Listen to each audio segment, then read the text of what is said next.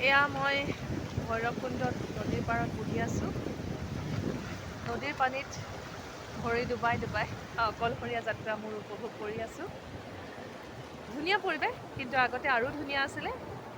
এতিয়া অকল শিল আৰু নাঙঠ পাহাৰসমূহে আছে। মই যেতিয়া অলপ সৰুতে আহিছিলোঁ ইয়াত, তেতিয়া খুব ধুনীয়া পৰিৱেশ আছিলে। গছ-গছনি, পাহাৰ, সেউজীয়া পাহাৰে ভৰি আছিলে। এতিয়া সেই সেউজীয়া পাহাৰবোৰ নাঙঠ হৈ পৰিছে। তথাপিও প্ৰকৃতিৰ মাজত অলপ সময় কটাবলৈ পালে সকলোৰে ভাল লাগে। সেইকাৰণে মই আহিলোঁ আজি। ইয়াত নদীৰ পাৰত অলপ দেৰি বহিম, তাৰপাছত উভতি যাম। এটা ভাল লগা অনুভৱ মোৰ স্মৃতি হিচাপে মই ৰাখি থৈছোঁ। আকৌ বা কেতিয়া আহিবলৈ পাওঁ বা নাপাওঁ তাৰতো ঠিকনা নাই। সেইকাৰণে এইকণ ভিডিঅ' কৰি মই সাঁচি ৰাখিলোঁ।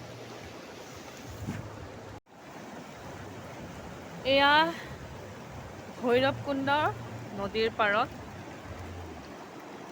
মই বহি আছোঁ। ওদালগুৰিত নাট প্ৰদৰ্শন কৰিবলৈ আহি অকলে অকলে মই এইখিনি পাইছোঁহি। নদীত এনেকৈ ভৰি ডুবাই মই বহি আছোঁ। অকলশৰীয়া মোৰ যাত্ৰা এনেকৈ উপভোগ কৰিছোঁ। তাৰে অকণমান ভাগ আপোনালোককো দিবলৈ লৈছোঁ। এয়া পাহাৰত ডাৱৰবিলাক লাগি আছে, কিন্তু পাহাৰবিলাক নাঙঠ হৈ হৈ গৈ আছে।